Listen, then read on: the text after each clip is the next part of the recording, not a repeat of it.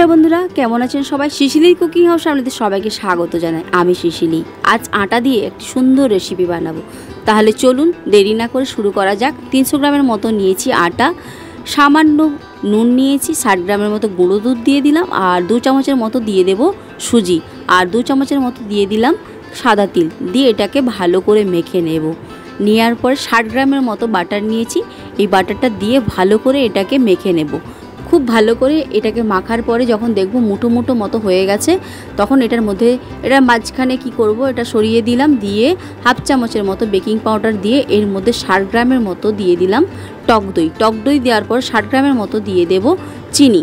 এটা এর মাঝখানে দেওয়ার কারণ, যেহেতু বেকিং পাউডারটা দিয়েছিলাম, টক দই, বেকিং পাউডার, চিনি একসাথে এটাকে মেখে নেওয়ার পরে বাকি যে আটাটা আছে এটাকে আস্তে আস্তে আস্তে করে এটাকে মেখে নিতে হবে। কারণ একেবারে সমস্ত কিছু দিয়ে মাখলে ডালা পাকিয়ে যায়, সেই কারণে এটাকে আস্তে আস্তে করে এটাকে মেখে নিতে হবে। খুব ভালোভাবে এটা মাখা হয়ে গেছে, কিন্তু এক ফোঁটাও আমার জল লাগেনি। ঠিকঠাক করে যদি পরিমাণ মতো দেওয়া যায় সব কিছু, তাহলে আর এক ফোঁটাও জল লাগবে না। কিন্তু এইভাবেই মাখা খুব শক্ত মতো একটা ডো বানিয়ে ফেললাম।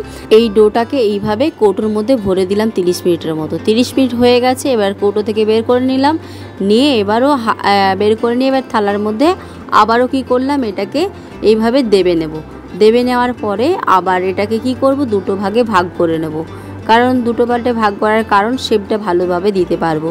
তো এইভাবে দুটো ভাগে ভাগ করে নিয়ে হাত দিয়ে ভালো করে এরকম চেপে চেপে চেপে চেপে রোল বানিয়ে ফেললাম, রোলের আকার দিয়ে ফেললাম। দিয়ে এবার কি করব, ছুরি দিয়ে এটাকে পাতলা পাতলা করে, নয় পাতলা নয় মোটা, এইভাবে একটা শেপ দিয়ে দিলাম। সবকটা এইভাবে কেটে নিলাম। কেটে নেওয়ার পরে তৈরি করে ফেললাম 30 খানার মতো বিস্কুট। 30 খানা বিস্কুট। এরপর কি করব, এটাকে ভাজার পালা। এরপর গ্যাস জ্বালিয়ে কড়াই বসিয়ে বেশ অনেকটা তেল দিয়ে ফেললাম। এরপর মিডিয়াম টু লো ফ্লেমে এটাকে করতে হবে। তো বিস্কুটগুলোকে এইভাবে ভেজে ফেললাম আস্তে আস্তে আস্তে করে।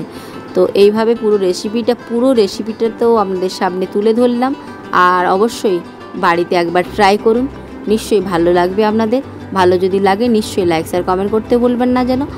আর আপনাদের ভালোবাসা, লাইক ও কমেন্ট আমার কাছে অনেকটা শক্তি যোগায়। আর দেখা হচ্ছে পরের একটি ভিডিওতে। ভালো থাকবেন, সুস্থ থাকবেন। টাটা।